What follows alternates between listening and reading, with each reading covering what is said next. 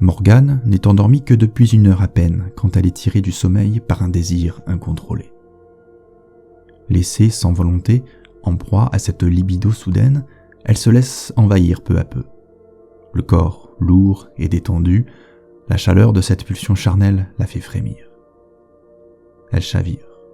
Sous l'emprise de caresses lascives, Morgane ondule, soupire, entr'ouvre ses lèvres. Elle se délecte de la chaleur humide de la langue qui la titille et remonte à l'intérieur de sa cuisse. Anthony sait s'y prendre pour lui faire tourner la tête. Elle adore la façon qu'il a de l'exciter. Elle est soudain basculée sur le côté. Un souffle chaud dilate ses muqueuses. Les secondes sont fébriles, elle le veut. Morgane demeure à demi assoupie quand enfin la virilité brûlante d'Anthony la pénètre, lui arrachant une onomatopée de surprise et de plaisir. Elle s'enivre de la puissance de son mari et de ses allers-retours vigoureux qui n'en finissent pas. Ses propres gémissements résonnent comme des échos lointains. Elle s'abandonne déjà. C'est l'extase.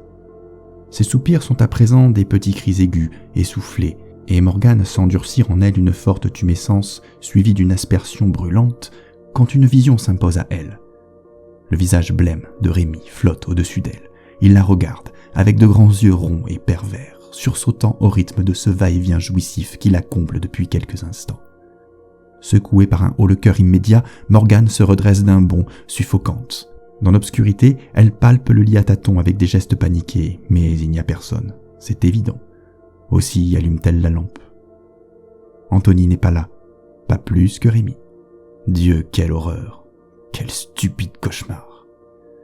Le corps inondé de sueur, un peu honteuse, mais surtout tétanisée par l'angoisse, Morgane demeure assise sur son lit.